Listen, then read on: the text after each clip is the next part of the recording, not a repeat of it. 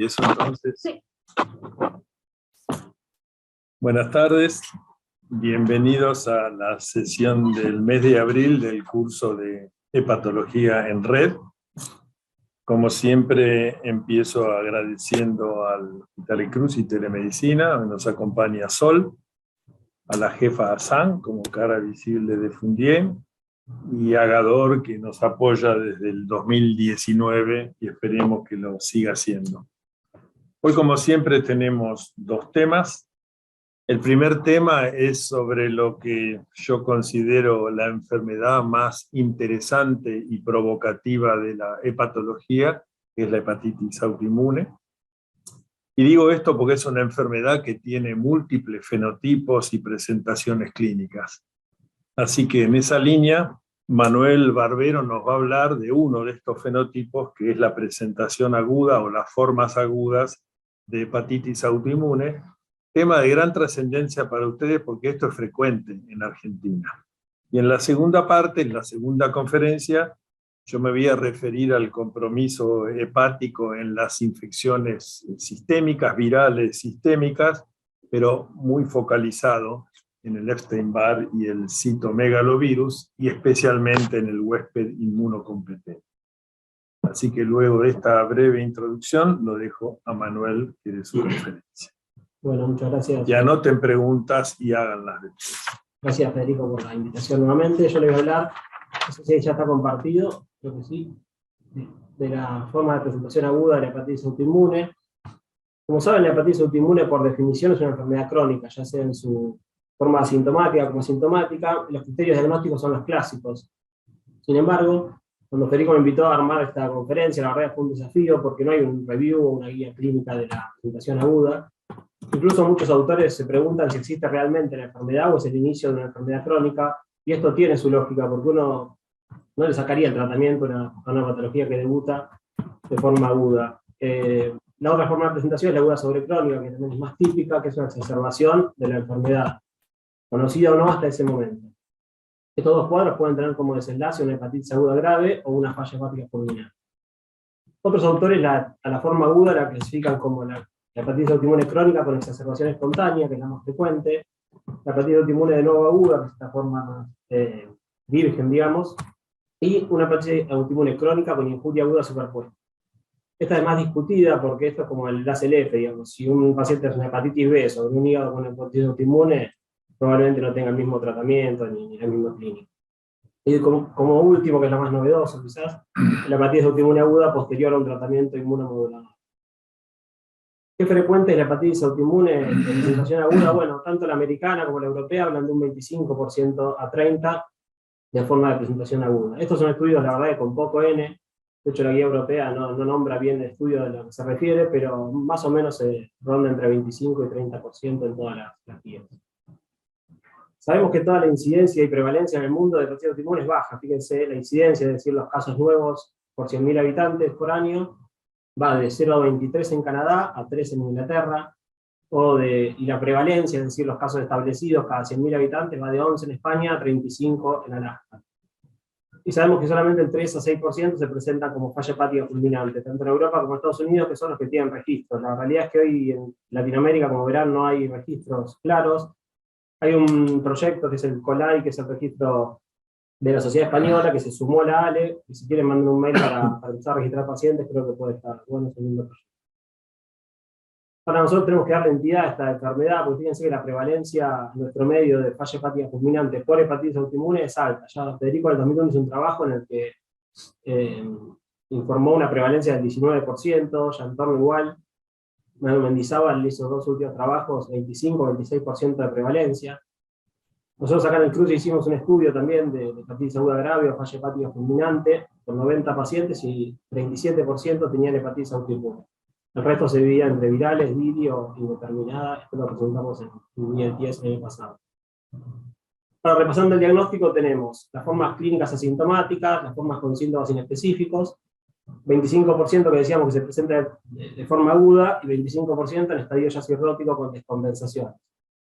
En el laboratorio lo que predomina obviamente son las transaminasas elevadas, siempre hay que descartar las hepatitis virales, los autoanticuerpos como FAN, asma y el KM1, obviamente están todos los autoanticuerpos nuevos, que no los puse acá, creo que no venía el tema, y los AG de IgG con gamma globulina. Las imágenes son útiles para evaluar el estadio de la enfermedad, aunque van a ver que hay un trabajo que dice que pueden ser de utilidad para evaluar la hepatitis aguda autoinmune de otras etiologías. Es muy importante ahora, ya en estos nuevos criterios de diagnóstico del grupo autoinmune, la respuesta al tratamiento con esteroides. Y obviamente el gol estándar es la biopsia. La biopsia generalmente tiene un infiltrado inflamatorio de hepatitis de interfase, como se ve en la figura A, las células plasmáticas, la perivenilitis en la vena central, como se ve en la figura C, y en perioponesis y rosetas que van a ver que ahora perdido mucha especificidad. Pero bueno, son cosas características de siempre del diagnóstico de la hepatitis autoinmune. Ahora bien, si hablamos de las diferencias clínicas y de laboratorio entre la presentación aguda y crónica, vamos a ver este estudio italiano que la verdad que desterró algún mito, sobre todo sobre los autoanticuerpos, el IgG. Fíjense que él evaluó 205 formas agudas y 275 formas crónicas. Y no hubo diferencia prácticamente en nada, solamente en el RIN, que 1,24 contra 1,1 probablemente, porque la forma aguda tengan un poco más de falla hepática. Y lo mismo ocurrió con los autoanticuerpos. Fíjense que la mediana de IgG fue igual, el porcentaje de FAM, de asma, LKM, ninguno tuvo diferencia significativa. Incluso la media de los criterios simplificados fue también similar. En nuestro estudio, que evaluamos 33 autoinmunes, la edad media fue de 40, 88% del sexo femenino, el FAN mayor de un 80 fue del 66%, el asma un poco menos que en la literatura, 24%, y la IgG casi todos los pacientes. Este es el estudio que les decía de las imágenes. Fíjense que las áreas de hipoatenuación difusa se ven en 1 de 23 pacientes con autoinmune en este estudio y en 22 de 45 de otras etiologías. Estas áreas de hipoatenuación heterogénea eran muy frecuentes en la etiología autoinmune. Por eso se dio importancia y hoy en día lo nombra la guía americana, aunque después no se terminó de seguir estudiando esto. Está interesante para ver. Ya en el 2006, Hoffman analizó 114 biopsias de hepatitis autoinmune, de las cuales 20 tenían necrosis centrolobulillar, que es esto que se ve, con dificultad pero se ve, sobre todo en la figura B, y tenían mínima inflamación portal. Por lo tanto, de esas 20 que tenían esta característica, 17 eran de presentación aguda, entonces se le empezó a dar relevancia, se estudiaron un montón de trabajos. Este manual de 2017, fíjense que el 81% tenía esta necrosis centrolobulillar, por lo tanto se le empezó a dar bastante relevancia. Esto no es para que lo miren, son los nuevos criterios de biopsia del Grupo Internacional de Autoinmune, que en realidad lo que hace es dividir a la hepatitis en portal y lobulillar, y según estos criterios de clasificación va sumando y va dando como hepatitis autoinmune light, posible o poco probable. Pero la realidad es que no cambia mucho, solamente agrega la necroinflamación lobulillar para meter a las presentaciones agudas de hepatitis autoinmune dentro de los criterios. Y sí, lo que hizo fue sacar a la epiropolesis y las rosetas porque no se consideran específicas de la hepatitis autoinmune. Entonces, por ahí la parte más interesante de la charla, cuándo tratar con esteroides y cuándo indicar trasplante para evitar el riesgo de infecciones. Bueno, en una hepatitis aguda que no tiene coagulopatía, nadie discutiría un tratamiento con un hígado sano sin falla hepática. Pero si el paciente debuta con un hígado cirrótico, ascitis y varices, uno lo puede discutir. En una hepatitis aguda grave, es decir, que ya tiene coagulopatía, pero no tiene encefalopatía, es un escenario similar al anterior. Acá también puede discutir si el paciente tiene un hígado con cirrosis, pero la falla hepática es muy severa, es decir, que tiene un MEL muy alto. En la hepatitis fulminante, que tiene coagulopatía y ya encefalopatía, es el escenario más discutido, cuando el paciente ya tiene encefalopatía 3 o 4, una forma aguda o hiperaguda, o una forma subaguda, cuando el paciente desarrolla ascitis. Por lo tanto, es fundamental siempre el contacto con un centro de trasplante hepático y hablar con los especialistas, porque como verán evaluamos un montón de cosas para decidir o no tratamiento. Y si hablamos de tratamiento, el primer concepto que les quiero dejar claro es, nosotros vemos mucho que nos derivan pacientes con bolos de esteroides por la severidad de la enfermedad, y la verdad que hay estudios ya que hablan de que hasta se puede usar hasta menos de 0,5 miligramos kilo día para el inicio, y la remisión bioquímica a los 6 meses es buena. O sea que, obviamente que uno tiene en cuenta la edad, la severidad de la enfermedad, si está cirrótico o no, pero traten de no usar bolos, digamos, no tiene sentido. 40, 60 miligramos en las formas severas está bien para el inicio, y todos los trabajos hablan de que hay que empezar así. ¿Con qué herramientas contamos para decidir o no si tratamos un paciente? Bueno, este estudio de Mendizábal en el 2015 habla de de que los predictores de la falla del tratamiento fueron el MEL mayor a 27 y el grado de encefalopatía mayor a 3. Son pocos pacientes, como ven, son 17 pacientes tratados. Se siguieron estudiando los diferentes predictores y la verdad que todos hablan de lo mismo. Esto es, o a veces me hace acordar a cuando uno decide en un paciente con virus C, decidir o no tratamiento cuando está en lista de espera de trasplante. Y uno ve las dos cosas, ve la función hepática a través del MED y ve el grado de hipertensión portal con encefalopatía y ascitis, etc. También este estudio en realidad no es del más me gusta cómo está diseñado, porque en realidad es sacado, un retrospectivo sacado de 2800 ACLF, y vieron que 82 de estos ACLF eran por brote de autoinmune. De esos, 43% estaban cirróticos y trataron a 28. La respuesta fue similar al anterior, 75%, y los predictores fueron similares. Acá se agrega que uno de los predictores de no respuesta al tratamiento es la fibrosis mayor a 3. Por lo tanto, el mensaje es, bueno, si el paciente tiene fibrosis avanzada, ojo también con indicar el tratamiento. Esto quizá lo más novedoso, el Surface Score, en realidad lo que vieron fue la variabilidad de la función hepática respecto al principio del tratamiento. Ellos trataron 115 pacientes, también en retrospectivo, o sea, la calidad de la evidencia de todo esto es bastante mala. Pero bueno, tuvieron un 66% de respuesta, es decir, de sobrevida sin trasplante a los 90 días. Y como predictores de no responder, encontraron el RIN al inicio y al día 3, la bilirrubina al día 3.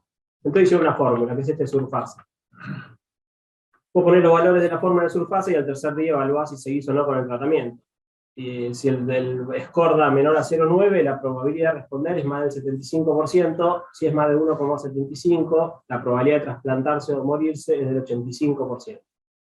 Esto le da una área abajo la curva de 0,93. Lo que nosotros encontramos de mayor falla de este score es que de todos nuestros pacientes tratados, la mitad quedó en el medio. O sea, daba entre 0,9 y 1,75. Entonces ahí es cuando por ahí no sirve el score, no sabes qué decidir.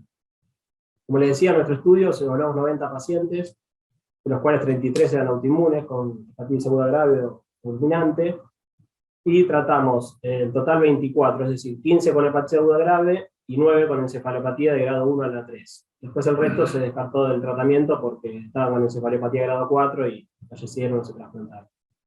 Iniciamos con 40 miligramos porque es una decisión en realidad del equipo, siempre iniciar con esa dosis, y 15 tuvieron respuesta al tratamiento, es decir, sobrevida sin trasplante. Analizamos los predictores de responder y no responder, y fíjense que los predictores fueron similares a los que venimos viendo en los otros trabajos. El RIN, el MEL sodio, el MEL mayor a 27, nos dieron como predictores de falla de respuesta al tratamiento. Cuando hicimos el análisis multivariado, obviamente estos pacientes tienen muchas características y los predictores no es uno solo, hicimos una regresión logística y encontramos que el MEL sodio tenía un odds ratio de 1,7 para predecir la falla del tratamiento, y a esto le agregamos la encefalopatía, o sea, la presencia de encefalopatía o no, y luego de ajustar el modelo vimos que seguía siendo un predictor independiente de falla del tratamiento. Después, como último, como para terminar, para ir cerrando, voy a hablar de 3 temas que están ahora más de moda o en auge, por decirlo de alguna manera. Esto lo tenía un poco más desarrollado, pero fue hablado por Nelly en la clase pasada, la conferencia previa, así que voy a hacer un mini resumen de lo que ella presentó y de lo que es más importante para la enfermedad. La hepatitis autoinmune like, es decir, la inducida por drogas, tiene una latencia aproximada de 2 meses, es decir, uno tiene que tomar entre el inicio de la toma del fármaco y la suspensión, hasta 2 meses después puede tener la hepatitis autoinmune inducida. Sin embargo, puede ser hasta 12 meses, incluso más, pero bueno, es la latencia más el promedio, por decirlo de alguna manera. Se acompaña generalmente de manifestaciones extrahepáticas, rayas, artralgias, etc. El patrón obviamente es hepatocelulares, igual a una hepatitis autoinmune, con autoanticuerpos, elevación de IgG o gamma globulina. Los agentes más frecuentes son la nitrofurantoína. La semana pasada tuvimos una videoconsulta de una paciente que tenía todo el cuadro típico, una chica de 30 años que venía con transaminasas altas de 2 o 3 meses, con bili alta, con 5 de bili. Estábamos por cortar la consulta para indicar los esteroides, que tenía FAN, asma, y mandarla a biopsiar, y nos cuenta que estaba tomando nitrofurantoína hace 2 años por infecciones urinarias. Se sigue usando, hay que tenerlo en cuenta. Y en realidad lo que cambia de esto en realidad son los tiempos de tratamiento, como van a ver. O sea, la La hepatitis autoinmune light tiene generalmente una respuesta rápida a esteroides, o sea que uno no tiene que hacer como la típica hepatitis autoinmune crónica que lo deja 2 años de tratamiento y piensa en biopsiarlo para poder suspender los esteroides. Generalmente, ya con la retirada del fármaco se inicia una recuperación un poco más lenta, y cuando uno le pone corticoides tiene una rápida respuesta y está avalado, si cree fuertemente en ese diagnóstico, en sacarlo a los 6 meses. Otros agentes que me quedaron ahí por comentar son metildopa, aminociclina, hidralazina, estatinas, ahí que tuvieron una discusión con Federico interesante de si eran la causa o en realidad era que no se había corroborado el hepatograma antes de empezar el tratamiento. Y ya los fármacos más nuevos, los biológicos, el infliximab, etanercept, que sí tienen bastante frecuencia de este efecto adverso que es la autoinmune light. Luego, algo que también está ahora en auge por el avance de la inmunoterapia en el tratamiento del cáncer de varios tumores, se está usando mucho la inmunoterapia, obviamente, que produce una disregulación inmune y eso provoca que haya casos de hepatitis autoinmune. En realidad son similares a hepatitis autoinmune, así se llama en realidad inmunocheckpoint, hepatitis por inmunocheckpoint, que puede dar de cuadros leves de hepatitis leve hasta hepatitis fulminantes. La frecuencia va de 1 a 17%. La frecuencia más alta se ve cuando hay fármacos combinados. En el melanoma, por ejemplo, se usan esos 3 fármacos que no les voy a leer, pero a veces se usan combinados y esos son los que tienen más riesgo de desarrollar una hepatitis por inmunocheckpoint. Nos van a empezar a consultar, supongo yo, a los especialistas más seguidos, así que quería dejarles un panorama de que esto existe, es muy parecido a la hepatitis autoinmune, incluso se trata igual. Fíjense que el tratamiento es según los grados. El grado 1 es grado leve, cuando las transaminasas son menor a por 3, y la bilirrubina también es prácticamente normal, solamente hay que hacer monitoreo, como hacemos generalmente con las estatinas o con cualquier droga. Cuando ya hay un grado 2, es decir, la enfermedad es moderada, que la transaminasa es mayor a por 3 hasta por 5, o la bilirrubina llega hasta 3, ahí sí, bueno, hay que discontinuar el alcohol, obviamente, descartar hepatitis virales, otros probables tóxicos, y se inicia tratamiento como una hepatitis autoinmune, continuando con la inmunoterapia, es decir, el paciente sigue tratando el cáncer, y se usan dosis similares a la hepatitis autoinmune, 0,5 o 1 miligramo por un mes. Si responde, se suspende. Está el grado 3, es decir, cuando tenemos un cuadro bien de hepatitis aguda, con transaminasas por 5 y ictericia, más de 3, ahí sí está indicado discontinuar la inmunoterapia, comenzar con dosis de metilprednisolona endovenosa por un mes. Incluso hay algunos trabajos, hay mucho más de la literatura de lo que yo pensaba, de trabajos con acetoprina, con micofenidato, tacrolimus, como si fuesen hepatitis autoinmune refractarias. Y por último, la hepatitis autoinmune inducida por la vacuna COVID. Esto yo también se lo pregunté a Nelly para ver si ellos habían tenido denuncias de toxicidad. La verdad que uno cuando busca toda la bibliografía actual, lo que más hay son preguntas. Acá les corté algunos títulos, a ver si esto era causa o casualidad. La verdad es que es difícil porque uno está vacunando a prácticamente toda la población y la incidencia de hepatitis autoinmune sigue estando, o sea que si uno diagnostica la enfermedad, probablemente todos hayan tenido 15 o 20 días antes la vacuna. Lo que puede llegar a demostrar la causalidad es la multidosis, es decir, que en la primera dosis el paciente haga una elevación de transaminasas, por ahí mejore con el tiempo, y luego en la segunda dosis aumente de vuelta las transaminasas. Bueno, ahí uno puede echarle la culpa a la vacuna de COVID, pero hoy en día hay muchas más preguntas que certezas. Así que, como para terminar, la forma de presentación aguda de las hepatitis autoinmunes implica el 25% de los casos, y es una causa muy frecuente de hepatitis fulminante en nuestro medio. No hay grandes diferencias clínicas y de laboratorio, la verdad que siempre se dijo que eran más seronegativas o con menos dosaje de IgG, pero la verdad es que por lo menos el estudio italiano con un buen N demostró que no hay muchas diferencias con respecto a la presentación crónica. Las formas severas, acuérdense siempre estar en contacto con un centro de trasplante porque hay muchos factores para decidir en un tratamiento, o por lo menos en contacto con un especialista en hepatología.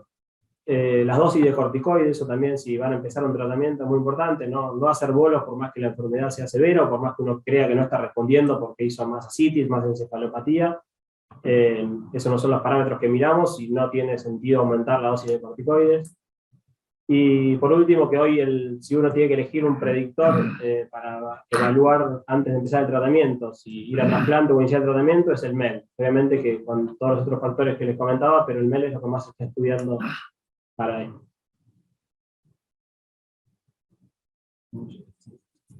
Bueno, gracias, Manuel.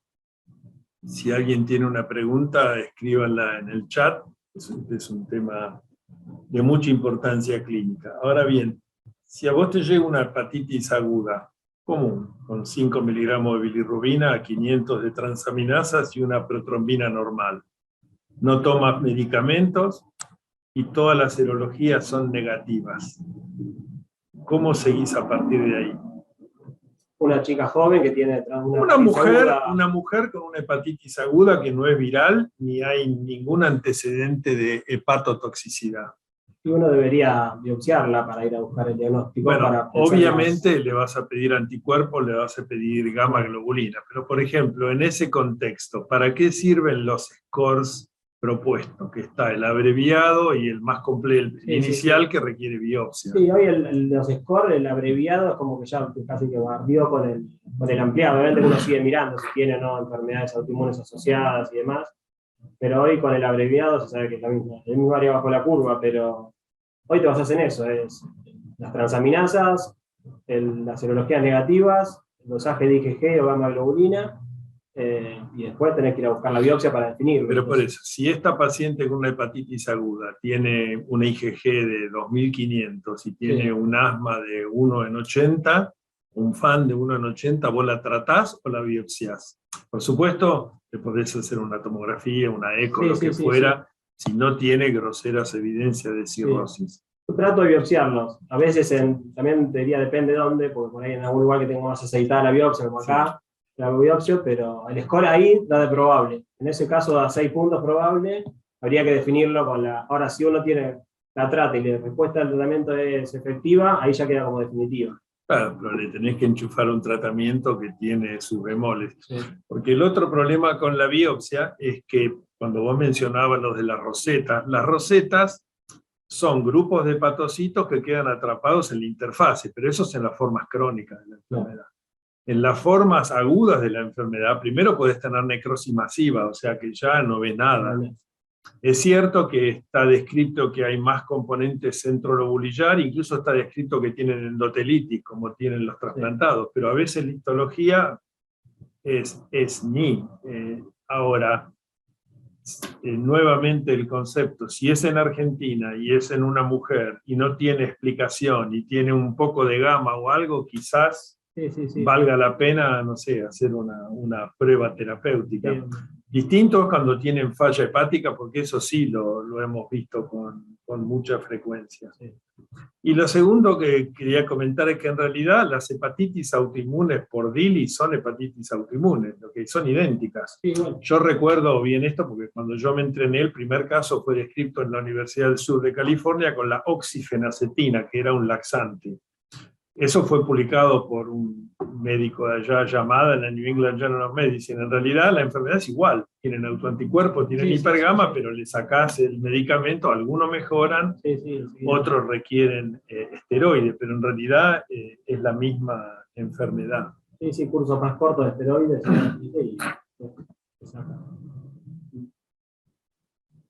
Bueno, preguntas, a ver, no veo que hayan hecho preguntas.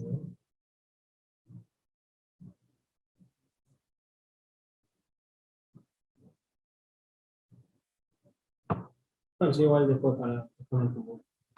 Bueno, si alguien quiere preguntar en forma retardada, no hay inconveniente. Bueno, el título de esta conferencia es el compromiso hepático en las infecciones virales sistémicas. Así fue planteado, pero en realidad a veces lo planeado y lo elegido no es lo mismo. Mi idea inicial cuando empecé a preparar esto era revisar el compromiso hepático en los muchos virus no hepatotrópicos, digamos, desde el dengue hasta el citomegalovirus. Pero lo que finalmente elegí fue focalizar en 2 virus, que son el virus de Epstein-Barr y el citomegalovirus. Y la idea de hacer esto es porque son dos virus fascinantes. Ahora, yo puedo empezar por la fácil. Yo podría empezar y terminar con este slide y decir, en el huésped inmunocompetente, el virus de Epstein-Barr produce mononucleosis infecciosa, en la cual, como ustedes saben, la mayoría de los pacientes tienen un incremento leve de transaminasas. Y podría decir, el citomegalo es parecido, da un síndrome símil mononucleosis a menor escala. Y decir también que en el huésped inmunocomprometido ambos virus pueden producir morbimortalidad significativa. Pero en realidad, más que la fácil, la estrategia que elegí para hoy es revisar en profundidad la biología y la patología de este grupo de virus, que como van a ver es una definición poética, pero son virus extremadamente exitosos, porque se quedan para siempre, y son fascinantes por la forma en cómo lo logran. Este es un grupo de virus, ya vamos a ver que son 8 virus en el ser humano, son todos muy similares. En primer lugar, son virus grandes, son partículas que miden 150, 200 nanómetros, son todos DNA, son virus DNA lineal con doble cadena, y como vamos a ver, tienen propiedades biológicas llamativas. Ustedes a la derecha ven un dibujo del virus y a la izquierda una microscopía electrónica. Se parecen al virus B, como pueden ver, tiene una partícula central, la cápside, donde está el DNA. Después tienen algo llamado tegumento, que es donde están algunas proteínas del virus. En el CMV, por ejemplo, el PP65, que es lo que se usa para el diagnóstico. Y después la cubierta, o envelope. Todos tienen una estructura similar. ¿Para por qué se me ocurrió decir que son virus exitosos y sofisticados? En primer lugar, porque han coevolucionado por siglos con el ser humano y también con otras especies, y han adaptado su ciclo replicativo al huésped, de modo tal que son capaces de desarrollar mecanismos sofisticados para proteger su existencia. Todos estos agentes tienen un ciclo de vida que es bifásico, pero estos ciclos de vida pueden ser simultáneos.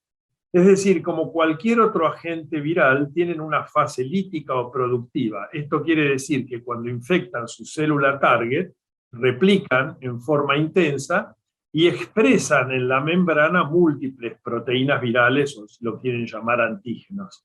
Esto hace que el sistema inmune los reconozca, desarrolle una respuesta inmune específica, tanto de anticuerpos como de linfocitos T, y elimine la célula infectada.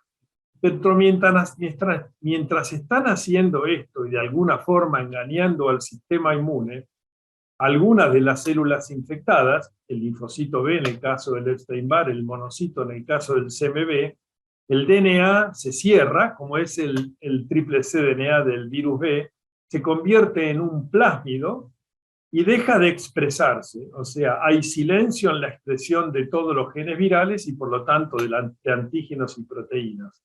Eso hace que el sistema inmune no lo pueda ver y entonces se inmortalizan y la infección es de por vida. Con el detalle interesante que es de por vida y está controlada por el sistema inmune. Pero si este equilibrio se rompe, siempre se pueden reactivar. Como dije entonces, hay 8 virus del grupo herpes en humanos que tienen 3 categorías, alfa, beta y gamma.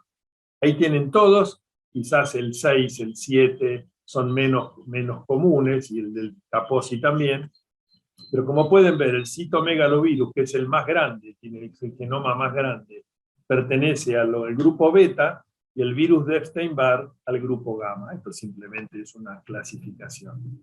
Así que voy a empezar primero por el Epstein-Barr, que es un virus que le encanta a los internistas.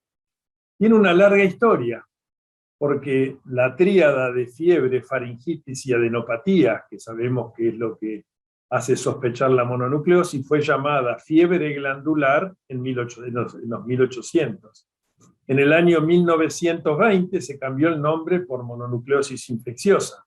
En 1932, Paul y Bunnell describen los anticuerpos heterófilos, y en 1964 se descubre el virus de Epstein-Barr como el primer virus oncogénico, y esto ocurrió en un cultivo de linfoma de Burkitt.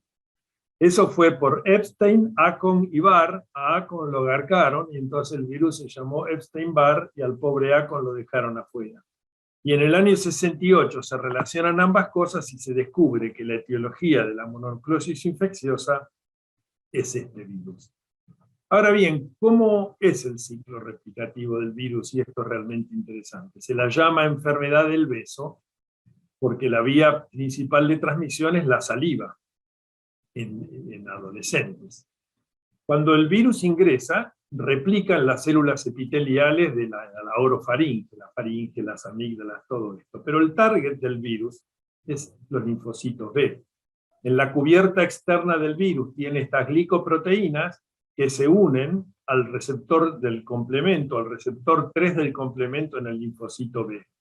No está 100% claro si primero el Epstein-Barr replica en las células epiteliales y de ahí infecta al linfocito B, o si lo infecta directamente en las criptas del llamado anillo de Valdeyer, que es en el paladar, en la lengua, en las amígdalas.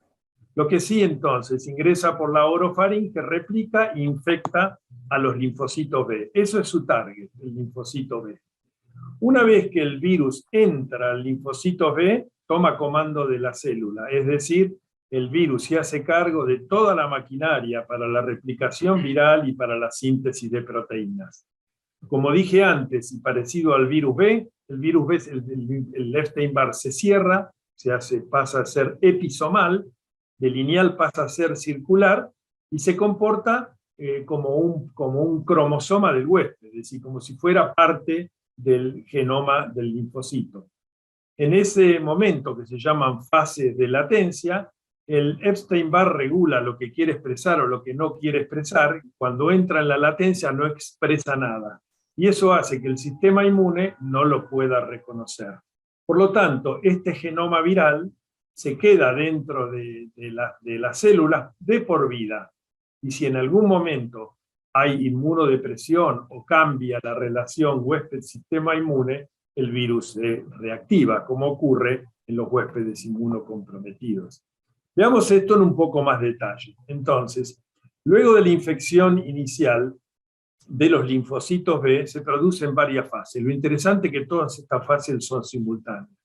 Como dije entonces, en la fase lítica, el virus replica activamente, se expresan todo tipo de antígenos, hasta 80 antígenos en la superficie de la célula. Eso es reconocido por los linfocitos T, respuesta inmune secundaria específica, que tiende a eliminar las células infectadas.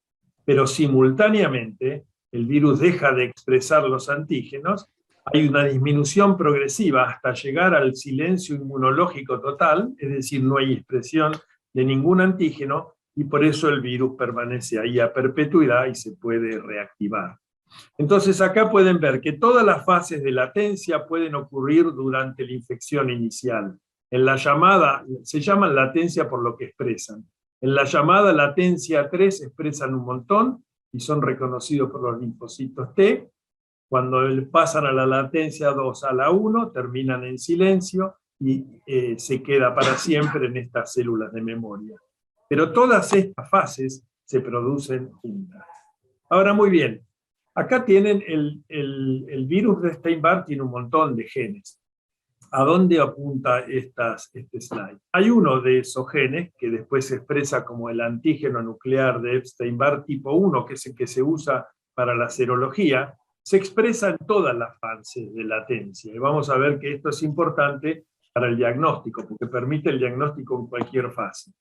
Y el otro que se expresa en todas las fases es el llamado EBER. El EBER no es un DNA, es un RNA. De hecho, se llama EBER por lo que ven acá abajo. EBV Encoded RNA. El EBER se expresa en tejidos y es lo que va a permitir hacer el diagnóstico de Epstein-Barr en tejido, lo cual es un paso muy importante en las enfermedades malignas asociadas al Epstein-Barr. Pero de todos los genes, el único que se expresa en todas las fases es el antígeno nuclear 1. Como vimos entonces, cuando el virus entra en el organismo, es un potente estimulador de los linfocitos B, en este caso en la infección activa o después. El virus de Epstein-Barr es un virus que induce proliferación y además transformación de los linfocitos B. Y por eso es un virus oncogénico. Y sin entrar en ningún detalle acá, aquí ustedes tienen todas las fases de latencia, todas las distintas fases que tiene la infección y los tumores malignos que se asocian en cada una de ellas. El Burkitt, el Hodgkin, los tumores epiteliales, es decir, se asocia a un sinnúmero de enfermedades malignas dependiendo en qué fase de latencia se encuentre. Por lo tanto, se lo puede definir como un gran estratega, porque esto que hace, que entra, replica y después se encontre, hace que el 90% de la población mundial esté infectada por este virus. Es decir, es un gran estratega. ¿Cómo es la primoinfección por Epstein-Barr? Bueno, ya lo dijimos, se transmite fundamentalmente por saliva. Lo que es interesante es que en la boca puede persistir hasta un año, es viable. La transmisión por otras vías, sangre, vía sexual, ha sido descrita, pero es muy baja. No así la transmisión en trasplante de órganos, que es mayor en el trasplante de células madres, de médula ósea, porque ahí muchas veces se transmite con los linfocitos del donante. Una vez que la población general se infecta, el pico de seroconversión, el pico de infección de seroconversión de cero negativo a cero positivo, ocurre alrededor de los 1 a 2 años de edad y hay un segundo pico de incidencia en la pubertad. ¿Cuál es el cuadro clínico? Tremendamente variable. En los niños pequeños lo cursan jugando al fútbol, es decir, es asintomático. En los niños mayores puede dar un cuadro inespecífico similar a todos estos cuadros febriles de las vías aéreas superiores que tienen los niños. La mononucleosis es típicamente la infección por Epstein-Barr en adolescentes y en adultos jóvenes. Hay formas atípicas de presentación y formas graves. En algunos casos, como vamos a ver después en más detalle, una hepatitis que parece indistinguible de una hepatitis A, B o C puede ser por mononucleosis, por Epstein-Barr, no por mononucleosis, pero es más la excepción que la regla, como veremos. Hay dos cuadros graves. Uno se llama infección crónica activa, que vamos a ver que es simplemente una mononucleosis, que en vez de durar 3 semanas, dura 6 meses. Y el otro, que es el más grave, llamado enfermedad linfoproliferativa ligada al cromosoma X, que tiene 50% de mortalidad. Y por último, están todas las enfermedades malignas que produce, sobre todo en los inmunocomprometidos, el Epstein-Barr. Hay linfomas y hay también tumores epiteliales. La mononucleosis infecciosa, que todos ustedes conocen, en realidad los síntomas de la enfermedad no se deben al virus, sino se deben a la masiva respuesta inmune que el virus desencadena en esta fase lítica. Es decir, se genera una respuesta inmune específica, son linfocitos T citotóxicos anti-Epstein-Barr, CD8. La proliferación intensa de los linfocitos T genera la tríada diagnóstica, que es fiebre, faringitis y adenopatías cervicales y retrocervicales. Esto se observa en alrededor del 50% de los casos. En una proporción menor tienen hepatoesplenomegalia, petequias en el paladar y rash. Y recuerden que cuando una mononucleosis se la confunde con una gripe y se le da ampicilina, todos hacen rash. Algunos pacientes, además de presentar el cuadro típico de mononucleosis, pueden presentar síntomas diversos que en el próximo slide se describen. En general, la mononucleosis dura de 2 a 6 semanas y se ha descrito que luego que se resuelve hay un síndrome post-mononucleosis con fatiga, somnolencia, depresión, difícil de evaluar. ¿Cuáles son las manifestaciones infrecuentes? Anemia hemolítica, anemia plásica y compromiso de distintos órganos, incluyendo, por ejemplo, la ruptura espontánea del vaso, que se ha descrito con cierta frecuencia. Estos virus, pasa con el Epstein-Barr y el citomegalovirus, tienen efectos indirectos. Ejercen un efecto inmunosupresor transitorio que puede reactivar otras infecciones virales, generalmente de primos hermanos, de otros virus del grupo herpes, como citomegalo, varicela o herpes 6. Como dije, hay 3 circunstancias graves asociadas por Epstein-Barr. La primera es la enfermedad linfoproliferativa ligada al cromosoma X. Esto se ve en chicos jóvenes, varones, que tienen un defecto genético que impide el control del Epstein-Barr, produce una inflamación diseminada con compromiso multiorgánico y una mortalidad altísima. La segunda, que es menos grave, pero que es interesante, es la llamada infección crónica activa por Epstein-Barr. Estas son personas sanas, supuestamente inmunocompetentes, que hacen una infección primaria por Epstein-Barr que tiene un curso atípico. Se dan dos circunstancias: o el paciente hace una mononucleosis que no se resuelve y permanece por más de 6 meses, o la mononucleosis se resuelve clínicamente y reaparece a los pocos meses. Ese es el primer criterio. Y el segundo, que tienen daños severos de distintos órganos. En estos casos replica activamente el virus, se puede ver por carga viral, o si uno biopsia algún tejido, por la determinación del EBER, del RNA. Esta infección crónica activa tiene alta mortalidad y dentro de las causas se mueren también por compromiso del hígado, linfoma o síndrome hemofagocítico. Y como dije antes, el virus de Epstein-Barr es vector de muchas enfermedades malignas que varían de acuerdo al estado de latencia.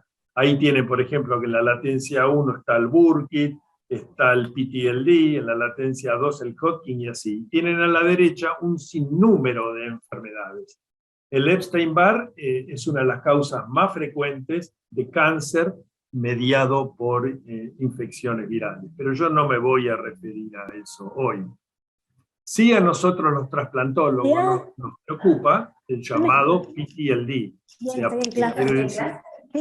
Apagué la... Que quiere decir Post-Transplant Lymphoproliferative Disease. Es una especie de linfoma del trasplantado. Esto se ve del 1 al 15% de todos los trasplantes. Es mucho más frecuente en niños que en adultos, porque los niños son Epstein-Barr negativos y se infectan y hacen esto. Es mucho más frecuente en el trasplante de médula ósea y de los órganos sólidos en hígado y corazón. Más del 70% de los casos se deben al Epstein-Barr y en general se ve en el donante Epstein-Barr positivo en un receptor negativo o en aquellos pacientes que reciben inmunosupresión intensa, que reciben inducción o anticuerpos monoclonales. Se puede originar, como yo decía antes, en los linfocitos del donante, como en el caso del trasplante de células madre, o linfocitos del receptor, como el trasplante de órganos sólidos. Hay una variante polimorfa que es relativamente benigna y mejora mucho al suspender la inmunosupresión, y una variante monomorfa o un linfoma agresivo que es de muy mal pronóstico. Entre otras cosas, y al ser un potente estimulador de los linfocitos B, el Epstein-Barr se lo considera como mediador de fenómenos autoinmunes, ya sea fenómenos aislados como aglutininas o crioglobulinas, o también como similar al mimetismo molecular o mecanismos similares, puede desencadenar o ser un factor desencadenador de varias enfermedades autoinmunes, como ven ahí en el slide. Ahora, muy bien, vayamos específicamente al hígado. ¿Qué pasa en las mononucleosis? ¿Qué le pasa al hígado en la mononucleosis infecciosa? Esta es una serie japonesa. Ustedes pueden ver a la izquierda que estos pacientes tienen mononucleosis, es decir, tienen fiebre, faringitis, tienen hepatoesplenomegalia, linfocitos atípicos. Pero cuando miramos el compromiso hepático, fíjense que una media o mediana de ALT de 237, bueno, está en el rango de una hepatitis aguda, pero más que nada del lado bajo, es decir, tienen una elevación de transaminasas discreta para lo que sería una hepatitis aguda por virus hepatotrópico.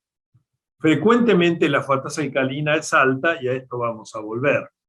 Esta es otra serie, esta es de Islandia, que juntaron todos estos pacientes y lo mismo.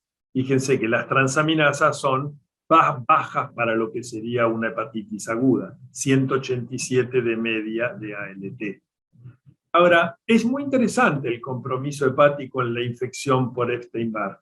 En primer lugar, raramente provoca enfermedad hepática significativa, salvo que exista un desbalance entre el huésped y el virus. De hecho, más allá de las diferencias, las grandes series dicen que se ve ictericia en menos del 5% de los casos. Pero lo que es interesante, y Franco Negro lo describe bien en su artículo, es paradójico el daño hepático. En primer lugar, porque el Epstein-Barr no infecta a los hepatocitos.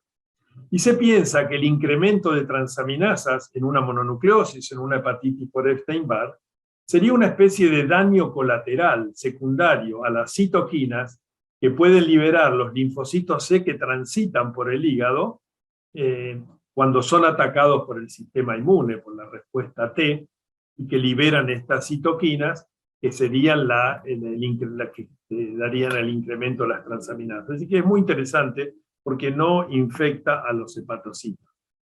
Ahora, cuando uno dice, ¿qué porcentaje de las hepatitis agudas de la práctica clínica son por Epstein-Barr? Hay un par de trabajos. Este es un trabajo inglés, en una localidad llamada Cornwall, que tienen un jaundice hotline, es decir, los médicos de familia cada vez que ven un paciente ictérico lo reportan. En esta serie, en el periodo del estudio, vieron en 1995 ictericias o hepatitis, 45 fueron hepatocelulares. Pero de las que fueron estudiadas con serología específica para Epstein-Barr, el 4% tenían diagnóstico probable y el 2,5% diagnóstico definitivo. Es decir, que dentro de las hepatitis agudas que se ven en la comunidad, muy poquitas son adjudicables a Epstein-Barr. Este es otro estudio, este es un estudio poblacional prospectivo en Islandia, donde registraron durante un año todos los pacientes que consultaban por ALT más de 500. Y en este caso, 6 de 142, 4% fueron adjudicados al Epstein-Barr. Es decir, un porcentaje pequeño de las hepatitis ictéricas pueden ser por Epstein-Barr. Pero este síndrome también ha sido publicado en la literatura. Por supuesto raro, porque fíjense que hasta el año 2003 que se hizo este review, solo había 7 casos publicados.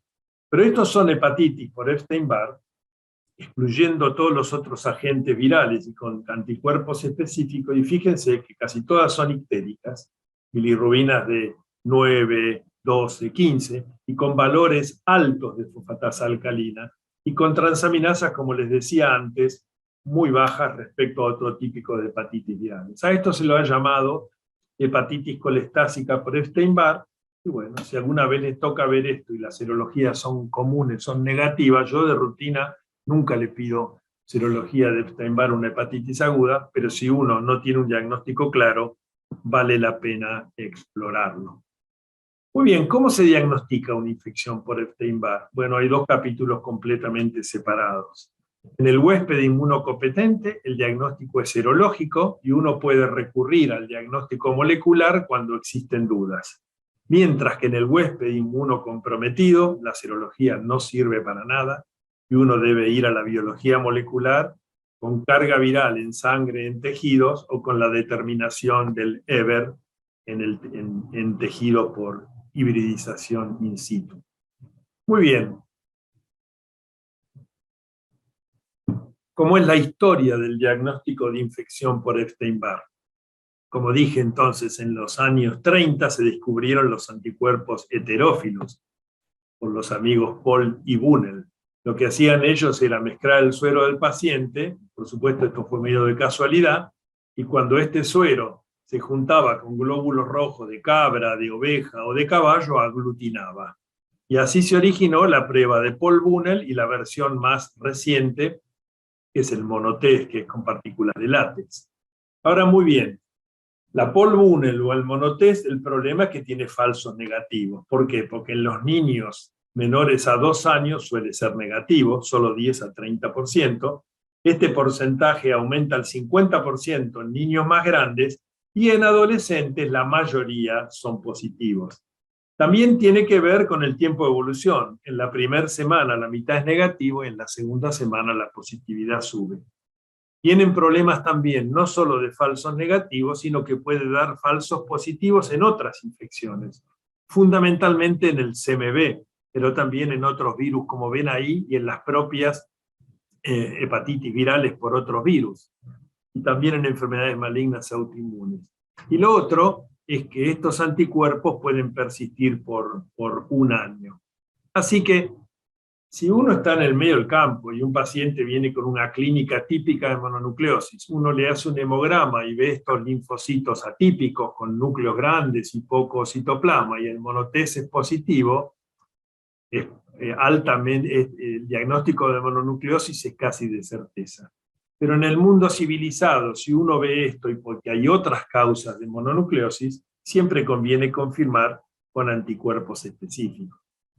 Hoy estos anticuerpos se dosan por métodos comunes de laboratorio, por enzima inmunoanálisis, ELISA o fluorescencia. También se pueden hacer otras prácticas de anticuerpos como el Western blot o la llamada prueba de avidez de IgG, que como veremos son necesarias en los casos atípicos. Como en toda infección viral, ustedes tienen una curva, la que está acá en color lila, que es anticuerpos IgM. Cuando la enfermedad empieza, están los dos anticuerpos positivos, IgM e IgG, después cae el IgM y el IgG de por vida, y el que es interesante es el antígeno nuclear 1, que aparece recién a los 3 a 6 meses. Entonces, como les dije, en la fase lítica de la enfermedad, este virus puede expresar de 80 a 100 antígenos, pero para el diagnóstico serológico se utilizan anticuerpos solo contra 3 antígenos. 2 del viral capsid, de la cápside viral, IgM y IgG, y el tercero es el que les dije, el IgG contra el antígeno nuclear de tipo 1. Entonces, ¿cómo se hace el diagnóstico en un caso típico? Bueno, en una infección aguda van a estar positivos el IgM y el IgG anti-BCA y negativo el EBNA1, porque este aparece a los 3 meses. Mientras que en una infección pasada va a ser negativo el IgM y los otros 2 positivos. ¿Qué pasa con el IgM anti-BCA? Bueno, tiene sus problemas también. Puede persistir por meses, tiene falsos negativos, porque puede no ser detectable en la infección aguda, y tiene falsos positivos, nuevamente con el CMV, con el factor reumatoide y con otros virus. Y además, el 5% de los pacientes no produce el anti-EBNA1. O sea que puede haber problemas. Y cuando se dan estos casos atípicos, patrones serológicos atípicos, por ejemplo, los 3 positivos, o por ejemplo, solo el IgG o solo el anti-BNA1, entonces hay que ir a otras pruebas. Una es el Western blot, otra es la prueba de avidez de IgG o directamente ir a una carga viral. El Western blot es como para cualquier otro agente viral, detecta varios anticuerpos simultáneos, era como el RIVA para el ELISA, y funciona de alguna forma como un test de confirmación. En la práctica clínica esto no está disponible en todos los laboratorios y no se usa mucho. Y esto de la prueba de avidez, que yo no la tenía muy clara, es una prueba que se puede hacer para cualquier anticuerpo de tipo IgG. Y lo que se hace es para estimar la duración de la infección, es decir, si es primaria, si es una infección presente o pasada. Y lo que se hace es, se toman 2 alícuotas de la misma muestra, una de ellas se testea como tal y otra se testea después de tratarla con urea. Lo que hace la urea es disocia antígenos de anticuerpos.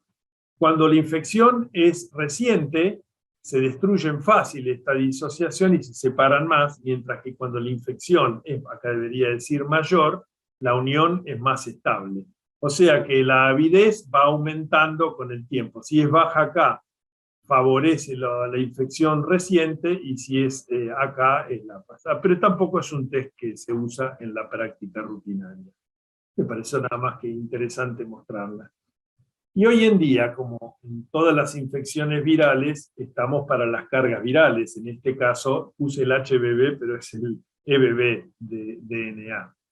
El mayor problema que hay con la carga viral para Epstein-Barr es como en otros virus, es la falta de un valor de corte para definir enfermedad. Esto se muestra bien en este estudio, donde mandaron un panel de muestras con cantidades conocidas a 30 laboratorios, y pueden ver que en las mismas muestras, para el límite inferior de detección había diferencias muy grandes, de 2 a 4, de 1.3 a 4 log, es decir, para la misma muestra diferencias muy grandes.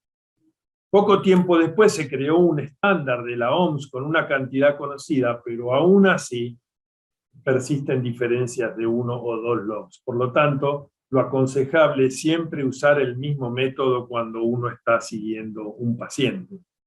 Como les decía antes, el gen que se expresa en todas las fases del Epstein-Barr es el antígeno nuclear 1. Y ese es el que se usa, por lo tanto, en todos los ensayos comerciales de carga viral. Se amplifica siempre el antígeno nuclear 1 porque es el que está presente en todas las fases de la enfermedad. Ahora, cuando uno hace una carga viral, el valor va a depender de la proporción que haya entre el DNA libre o celular, porque la carga viral en sangre mide el libre. Y ustedes pueden ver a la izquierda, en diferentes etapas de la infección por Epstein-Barr, que en la mononucleosis hay virus en la sangre, en el PTLD también, pero en otras enfermedades malignas, el virus no está en la sangre y la carga viral puede dar negativa. Así que la carga viral en la sangre puede ser falsamente negativa, pero en las enfermedades malignas. Ahora, ¿qué sabemos hoy la parte buena de la carga viral? Bueno, en primer lugar, no es detectable en la gran mayoría de personas sanas que tienen un IgG, que tienen una infección previa resuelta. En los sanos generalmente es negativa, pero puede en algunos detectar. En las enfermedades por Epstein-Barr, incluyendo la mononucleosis infecciosa, es detectable en la gran mayoría. Y en general, a mayor carga viral, mayor severidad. Por ejemplo, los pacientes con hepatitis ictérica, comparados con la mononucleosis, tienen más carga viral. Y en pacientes con enfermedades malignas asociadas al Epstein-Barr, la carga viral refleja la carga tumoral y la progresión de la enfermedad. Por lo tanto, cuando uno sigue un linfoma o un PTLD, la carga viral es útil para controlar la evolución y para monitorearla. En la mononucleosis infecciosa uno pide una carga viral cuando hay dudas diagnósticas, pero como pueden ver en este metaanálisis, la sensibilidad es buena, tiene 80%, la especificidad es muy alta, lo cual da una área bajo la curva, un statistic muy bueno de casi 0.9, o sea, sirve. En este gráfico ustedes pueden ver en la etapa aguda de la enfermedad, en una mononucleosis o en una hepatitis, como la carga viral sube, después se mantiene indetectable y si el paciente se reactiva, vuelve a aumentar. Y en este gráfico que compara mononucleosis infecciosa con hepatitis severas, entendiendo por severas ictéricas, ustedes pueden ver que las cargas virales son mayores en los pacientes con hepatitis ictérica. O sea que es un buen recurso, sobre todo si es una hepatitis viral ictérica que plantee diagnóstico diferencial con A, B o lo que fuera. Y por último, uno puede biopsiar para hacer diagnóstico. En la hepatitis por Epstein-Barr, en un huésped inmunocompetente, es poco lo que se ve. Y lo que se ve más que nada, como decía antes, son los linfocitos en los sinusoides. Esto se ha llamado en fila india o en collar de cuentas, es decir, todos los sinusoides están llenos de los linfocitos infectados por Epstein-Barr. Generalmente hay poca necrosis y hay grados variables de inflamación portal tendiendo a lo leve. Ahora, cuando uno quiere buscar Epstein-Barr en el tejido, es lo que le decía antes, lo más constante es buscar el RNA por hibridización in situ, el EVER, porque como les dije, está presente en todas las fases y enfermedades asociadas al EBV, es un marcador de Epstein-Barr intracelular. Cuando uno hace esto en una hepatitis por Epstein-Barr, se observa positividad aquí y allá, porque lo que uno está teniendo son los linfocitos B que están atrapados en el tejido hepático. Se lo ha llamado virus incidental. En cambio, si uno hace una biopsia en una enfermedad maligna, bueno, esto con claridad refleja en un linfoma, como ven acá, la gran cantidad de virus en el tejido tumoral. Como les dije, el Epstein-Barr no es la única causa de mononucleosis, se han descrito síndromes mononucleóticos en otras enfermedades virales, especialmente el CMV, pero como ven también en HIV, bacterias, parásitos, entendiendo por mononucleosis, faringitis, fiebre y adenopatías. Pasamos ahora al citomegalovirus, el primo hermano del Epstein-Barr. Muy parecido el genoma es muy parecido al Epstein-Barr. Este virus también ha coevolucionado con el huésped por millones de años y recibió el nombre por la apariencia citomegálica de las inclusiones en 1881. Nuevamente el virus tiene una nucleocápside donde está el DNA, después está recubierto por proteínas que se llaman tegumento, y acá está el PP65 que se usa para el diagnóstico, y después tiene la cápsula externa. Actualmente, y sobre todo por el uso de tratamientos, se ha descrito un número creciente de cepas y de mutaciones, o sea que ahora hay algunas cepas resistentes de citomegalovirus. Al igual que el Epstein-Barr, infecta a la mayoría de la población mundial, y al igual, pero en el caso del citomegalo, es la causa más frecuente de infecciones congénitas, las cuales se asocian a una elevada morbimortalidad del neonato, o sea, de ahí la importancia del CMV en la madre. Como el Epstein-Barr se adquiere en las etapas tempranas de la vida y la seroprevalencia aumenta con la edad, y es mayor en las razas no blancas y en el nivel socioeconómico. Esto en general es parecido a cualquier virus. A menor nivel socioeconómico, la infección es más precoz en la vida. La transmisión, como acabo de decir, está la transmisión vertical, que puede ser transplacentaria, que puede ser en el parto, parecido al virus B, que puede ser el parto o postnatal por la leche materna, pero el virus se contagia fundamentalmente fuera del embarazo con la exposición a fluidos corporales, saliva, semen, lágrimas, orina. Y también por el trasplante de órganos, especialmente por el trasplante de órganos sólidos. Ahora, el ciclo biológico es parecido al del Epstein-Barr. Este es otro estratega que ingresa en las células epiteliales de las mucosas y glándulas que le permiten replicar, y ahí produce esta infección lítica o productiva, pero su target, en vez de infectar al linfocito B, es como si se hubiera puesto de acuerdo con el Epstein-Barr, en vez de infectar al linfocito B, infecta a los monocitos. Estos monocitos, parecido a lo que pasa con el linfocito B, no permiten el ciclo completo de replicación, y así se genera la infección latente o no productiva, en la cual no se expresan los antígenos virales y no hay respuesta inmune. A partir de este monocito infectado, el virus desarrolla una diseminación hematógena a todos los tejidos. Llegados los monocitos a los tejidos, se diferencian en macrófagos, y estos macrófagos sí permiten la replicación del CMV.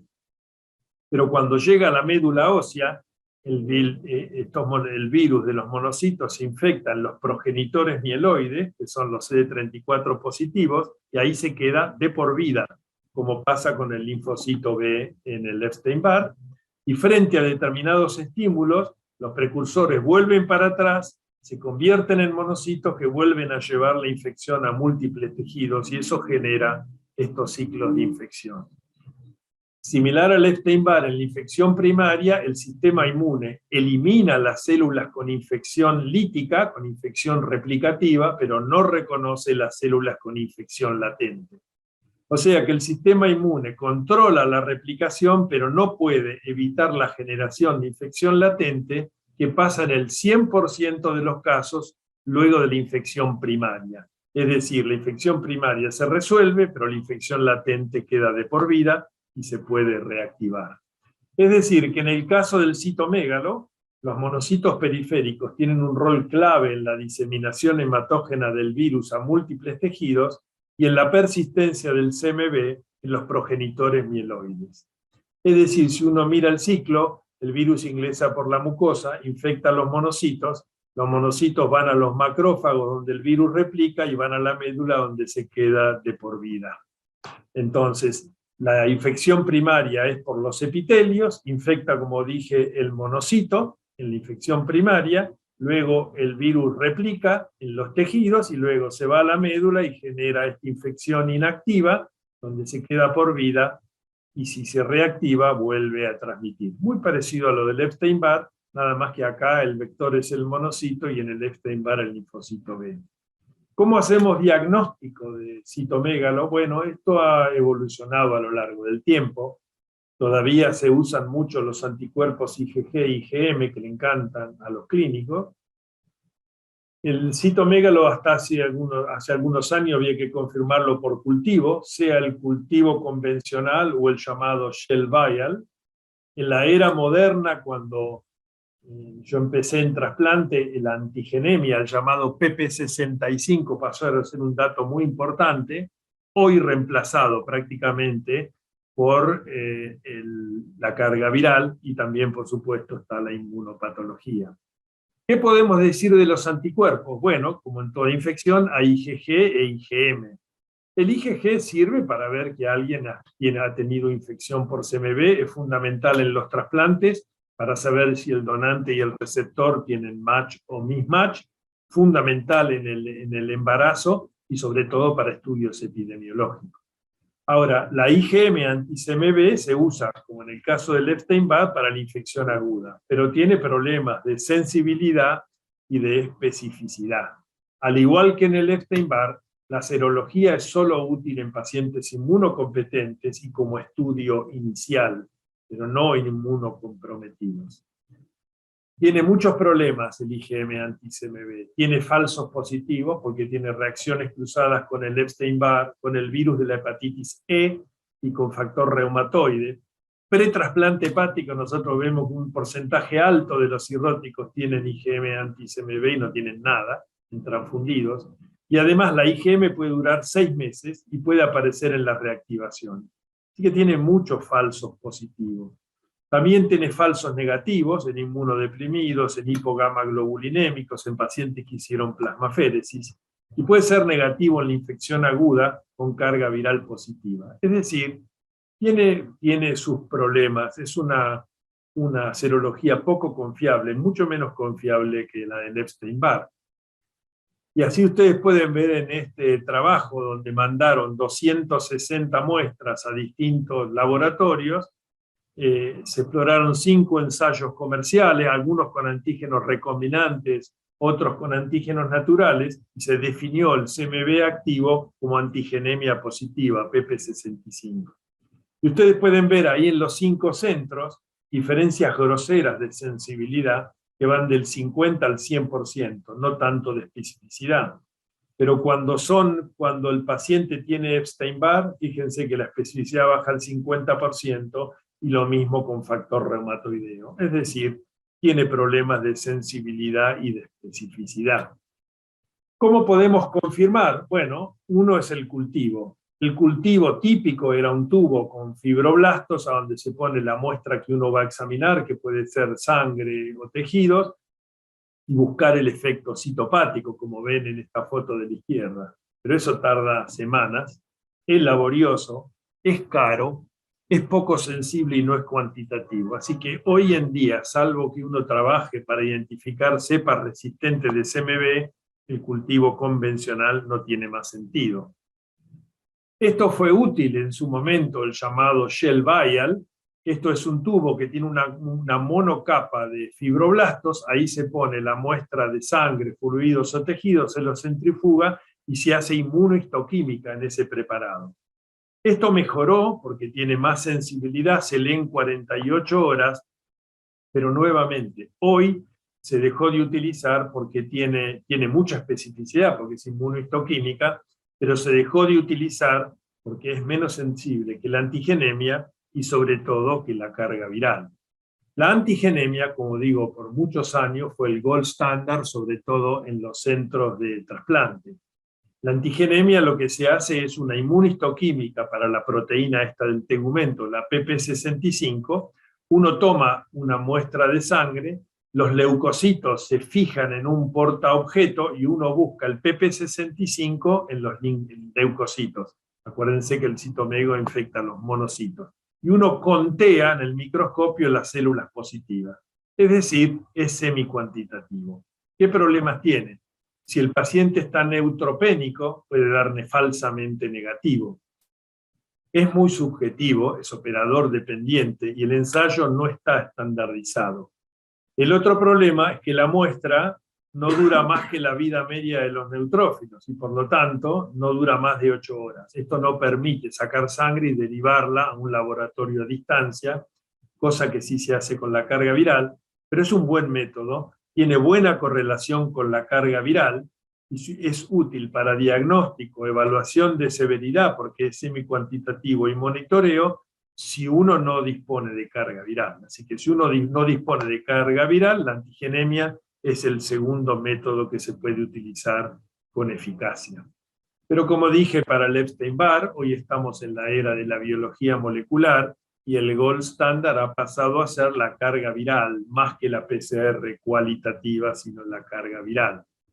La carga viral es la prueba de mayor sensibilidad para el diagnóstico rápido, es esencial. Nosotros basamos el tratamiento en la detección de la carga viral de CMV. La sensibilidad es buena, es mayor para el tejido, a su vez para los fluidos, y la sangre, es más sensible también la sangre que el plasma.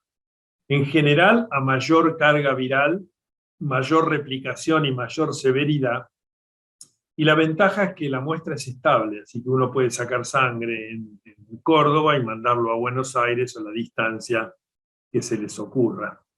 Actualmente entonces es el gold standard y el diagnóstico de elección. ¿Cuáles son las dificultades? Bueno, las dificultades es como toda carga viral, que puede ser muy sensible, y si uno detecta 500 copias, uno no sabe si está detectando una cantidad mínima que no tiene ninguna importancia, o si eso tiene importancia y debe ser tratada. La especificidad es más baja en los varones bajos de carga viral, y al igual que el Epstein-Barr, a pesar de que hoy existe un estándar de la OMS con una cantidad conocida, todavía persiste la variabilidad entre los distintos métodos y laboratorios, por eso uno siempre tiene que hacer el mismo método cuando uno hace carga virales seriales. Esto se puede ver bien en este estudio de hace algunos años, donde mandaron un panel de muestras con concentraciones conocidas a 33 laboratorios, y las variaciones fueron de 2 a 4 log. Eso es mucho, porque es de 100 a 100.000. Y por supuesto, menor variación en las cargas virales altas, mayor variación en la zona gris, que son las cargas virales bajas, donde uno sabe muy bien cuál es el significado de la carga viral. Cuando uno compara los ensayos comerciales y los caseros, como pueden ver a la izquierda, la variabilidad entre los laboratorios es menor con los ensayos comerciales, que están más estandarizados, que con las PCR, lo que se llama home PCR, las que diseña cada laboratorio.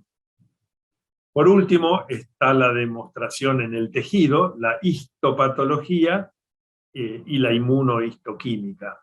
La histopatología, bueno, lo clásico es ver las inclusiones llamadas en ojo de lechuza, en cualquier tejido. Como pueden ver, son estas inclusiones nucleares grandes. Se puede hacer inmunohistoquímica para antígenos precoces o tardíos, y acá tienen la microscopía electrónica. Ahora, las inclusiones se ven solo en huésped inmunocomprometido que tienen hartas cargas virales, porque en el huésped inmunocompetente no hay tiempo de formar inclusiones porque la respuesta inmune va destruyendo las células infectadas. Ahora, cuando uno hace inmunohistoquímica, uno puede tener inmunohistoquímica positiva sin inclusiones en la hematoxilina, porque en realidad cuando uno ve la foto de la izquierda, uno llegó tarde. Eso quiere decir que el paciente tiene una infección muy severa, que era lo que nos pasaba cuando no teníamos ni carga viral ni antigenemia, que uno le daba inmunosupresión intensa y uno podía hacer diagnóstico de CMV cuando uno veía esto en una biopsia hepática y uno llegaba habitualmente tarde. Ahora, ¿qué da el CMV en huésped inmunocompetente? Bueno, como parecido al Epstein-Barr, pero más alto, casi siempre es asintomático, pero el 10% de los pacientes adultos presentan una enfermedad febril autolimitada que tiene síntomas inespecíficos o da un síndrome símil mononucleosis. Una baja proporción de huéspedes inmunocompetentes puede tener CMV invasivo. En general se dice inmunocompetente, pero esto se ve generalmente en diabéticos o en pacientes con otras comorbilidades que no tienen una inmunodeficiencia severa, pero como vimos con el COVID, son de alguna forma inmunocomprometidos. ¿Qué pasa si comparamos la mononucleosis por citomegalo de la mononucleosis de Epstein-Barr? Esto nuevamente en este estudio japonés, y así brevemente, la mononucleosis por CMV se ve en pacientes mayores, la Epstein-Barr es generalmente en adolescentes, y tienen menos mononucleosis, menos faringitis, menos adenopatías, menos hepatoesplenomegalia, solo 10% tenía la tríada de la mononucleosis. Y si vamos al laboratorio, son similares. Recuerden que la por Epstein-Barr tenía poca enzima, bueno, la de citomegalo tiene menos aún, y sobre todo también la FAL, porque no da esas formas colestáceas que da el Epstein-Barr. Y en el estudio de Islandia lo mismo. Menos, digamos, si el Epstein-Barr tenía valores bajos, el citomegalo tiene aún más bajo. Ahora, hasta el año 2008, en un análisis de 89 artículos publicados, se describieron 290 pacientes, en teoría inmunocompetentes con citomegalovirus invasivo. 20 de ellos, el 7%, están descritos como hepatitis. Ahora, si uno mira la literatura, la mayoría de las hepatitis ictéricas, no estamos hablando ahora de mononucleosis, sino de hepatitis aguda, siguen siendo casos aislados publicados. Solo hasta el año 2021, solo se han publicado 40 casos de una hepatitis aguda ictérica, dictérica o con transaminasas de hepatitis aguda en inmunocompetente. 35 años de edad, 80% tienen fiebre, la mitad con ictericia, y pueden ver valores de bilirrubina con un desvío estándar, o sea que algunos no tenían, enzimas más en el rango de hepatitis, una media de ALT de 521. Así que, como dijimos, para el Epstein-Barr hay alguna hepatitis aguda aislada, que se comporta como una A o como una B, que no tiene mononucleosis, pero realmente tienen fiebre y que son por citomegalo. ¿Puede dar hepatitis fulminante? Hay 1 o 2 casos en la literatura. Este es un caso aislado, donde es un individuo que tuvo fiebre por 6 semanas, con todos los marcadores negativos, con carga viral positiva, con mucha bili, enzimas y protrombina y MEL de hepatitis severa, con encefalopatía progresiva, que requirió un donante vivo.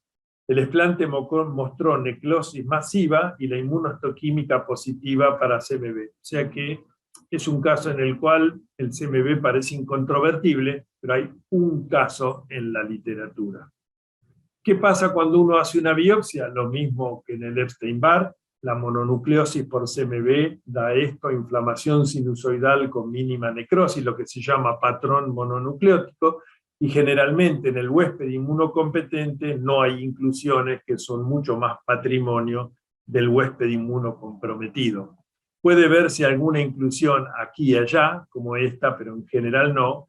Muchas veces los microabscesos, o sea, colección de polinucleares, sugieren la presencia de CMV y uno puede hacer inmunohistoquímica, pero nuevamente con las cargas virales esto ya ha perdido mucha importancia.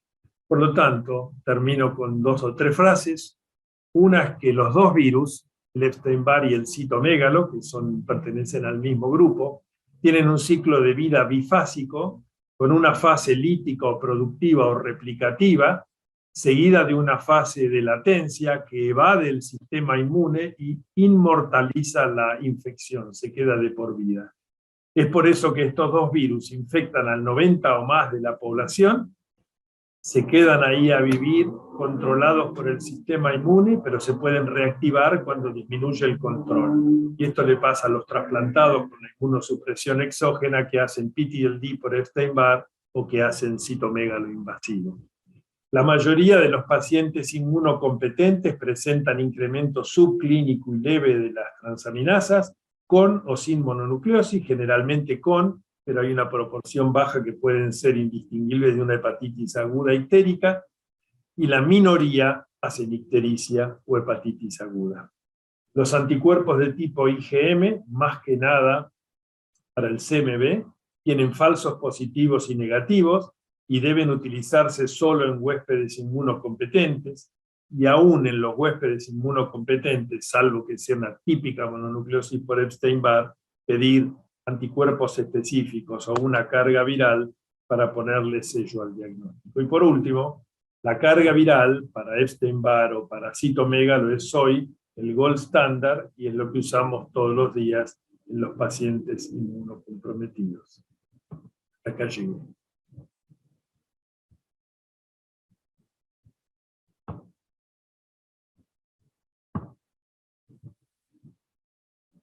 Como pueden ver, si uno se mete en la literatura, estos agentes virales son fascinantes. Y por eso, más que describirlo superficialmente, ustedes tienen acceso a los slides, así que ahí tienen. ¿Qué dirías ahora, como un segundo paso a una hepatitis aguda? Si no tengo explicación, sí. Podría haber tema que no tiene tratamiento, no me dijiste eso, No. pero no No hay ninguno de los. Bueno, el Epstein-Barr en los cánceres sí tiene tratamiento, Claro. que es suspender la inmunosupresión, y los linfomas, cuando son agresivos, se tratan. Y el citomegalo, bueno, nosotros Sí. tratamos todos los días. Ahora, si es un citomegalo invasivo en un huésped no inmunocompetente y una carga grata viral, lo puedes tratar. Pero, digamos, yo la verdad que no. Yo ahora hace años que no veo hepatitis aguda, pero cuando veía muchas hepatitis agudas, generalmente cantan por la fiebre o porque tienen algo. Pero si lo mismo que hablamos del autoinmune, si vos tenés una hepatitis aguda, todo es negativo, y tenés una mínima sospecha, tirarle un BCA y si te llega a dar positivo, podés pedir. Yo no le pediría una carga viral a todo el mundo de entrada, porque además tampoco es tan accesible. No. Pero digamos, está bien documentado, digamos, sobre todo esta forma colestásicas en Epstein-Barr, pero viste el número de casos. Sí. Bueno, si no hay preguntas, les agradezco a todos la participación. Los esperamos el primer martes de mayo. Bueno, dale. Buenas tardes, ¿cada cuánto realizan el control de carga viral de CMV en pacientes trasplantados con receptor negativo? Vos decís, nosotros lo que nos preocupa en trasplante es el mismatch, cuando es un donante positivo con receptor negativo. A esos enfermos nosotros le hacemos profilaxis directamente, es decir, cuando hay mismatch entre donante y receptor, hacemos directamente profilaxis, o sea, le damos a todos ganciclovir. Ahora, en los que no hay ese mismatch y buscamos la reactivación, eso se hace con cargas virales pedidas. ¿Cómo las pedimos acá? Son semanales al principio. Sí, semanales, pero ¿hasta cuándo? Y son es lo que digamos, para tratar un CMV entre los trasplantados, el hígado, que es nuestra materia, hay dos estrategias. O se hace profilaxis o se llama tratamiento preemptivo, que suena como un castellano horrible, preemptive en inglés. Profilaxis es dar ganciclovir o valganciclovir, y en el pasado aciclovir a todos. Preemptive es pedir cargas virales semanales, y si se positiviza, uno los trata. En principio, consensos recientes han demostrado que las dos estrategias son similares. Ahora, para ser preemptive, tenés que tener un laboratorio que te permita hacer una carga viral semanal y que te dé el resultado en un tiempo lógico. Así que si uno no tiene bien instrumentado lo de las cargas virales, es mejor hacer profilaxis, pero se hace más que nada en el mismatch.